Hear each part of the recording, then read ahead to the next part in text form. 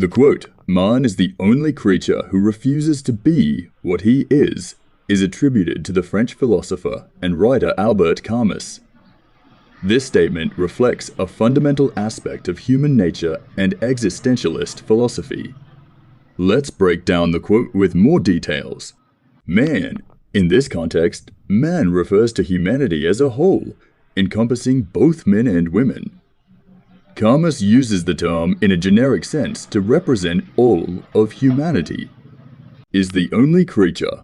This part of the quote emphasizes the uniqueness of human beings in comparison to other creatures or animals. It suggests that humans possess a distinctive quality that sets them apart from the rest of the animal kingdom. Who refuses? The term refuses implies a deliberate and conscious choice. It suggests that human beings have the capacity for self-awareness and the ability to make decisions about their identity and actions. To be what he is.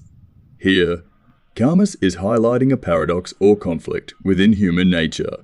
It implies that, unlike other creatures, humans often struggle with embracing their true selves.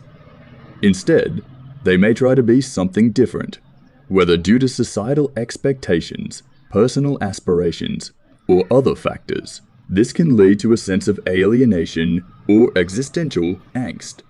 In essence, this quote encapsulates the existentialist idea that humans have the freedom to define themselves and their existence.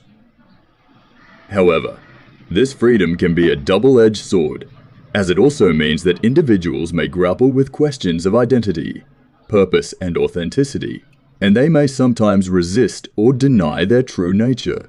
Existentialism, as a philosophical movement, explores these themes of human freedom and responsibility, the search for meaning, and the tension between the desire to conform to societal norms and the desire to be one's authentic self.